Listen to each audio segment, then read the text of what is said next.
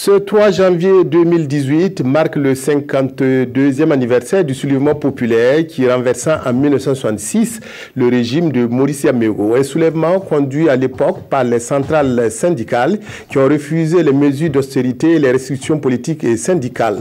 Pour commémorer cet anniversaire, l'Union d'action syndicale a organisé ce matin à la Bourse du Travail à Ouagadougou un panel qui avait pour thème l'historique du 3 janvier 1966 et les atteintes à la liberté de la presse. Daouda Ouattara, Mounira Kéré, reportage. C'est un panel qui marque les 52 ans des événements du 3 janvier 1966. 52 ans que le peuple voltaïque a dit non au régime de Maurice Yamego. Un soulèvement populaire nourri selon ces panélistes par l'absence d'écoute aux préoccupations du peuple qui aspirait à plus de liberté et à une gestion vertueuse des biens publics. Déjà les travailleurs croupissaient sous le poids des difficultés et on parlait en son temps de pouvoir d'achat.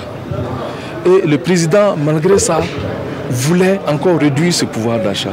Un meeting ici à la Bourse du Travail a été dispersé à coups de gaz lacrymogène. Et cette attitude des gouvernants qui consiste à balayer du revers de la main les préoccupations véritables des travailleurs a toujours cours sous nos cieux, selon Augustin Blaisien. On reste toujours dans le dilatoire pour dire les organisations syndicales, c'est des subversifs, c'est des gens qui sont affiliés à des partis politiques, ceci et cela, au lieu d'écouter ou de créer les véritables cartes de dialogue social pour qu'on s'écoute. Les événements du 3 janvier ont traduit l'attachement du peuple à la liberté de pensée, d'opinion, à la liberté politique et syndicale selon les panélistes et à l'image de ceux qui ont défendu les intérêts du peuple en 1966.